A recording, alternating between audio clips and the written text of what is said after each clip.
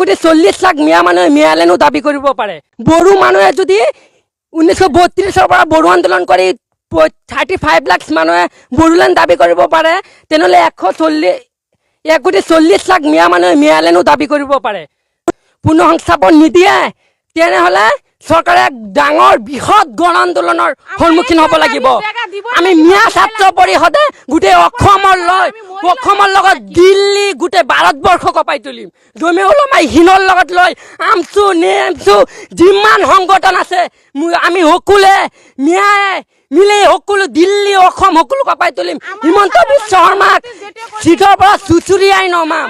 নহ'লে চৰকাৰে আমাৰ দাবীটো মানি ল'ব লাগিব। চৰকাৰে আমাকো শান্তিপূৰ্ণভাৱে পুনৰ সংস্থাপন দিব নালাগিব, নহ'লে আমি মিয়া সাহিত্য শাসনৰ দাবী উঠাম আৰু মিয়ালেণ্ড বুলিও দাবী কৰিম। আমি বড়ো মানুহে যদি 1932 পৰা বড়ো আন্দোলন কৰি 35 লাখ মানুহে বড়োলেণ্ড দাবী কৰিব পাৰে, তেনেহ'লে 1,40,00,000 মিয়া মানুহে মিয়ালেনো দাবী কৰিব পাৰে।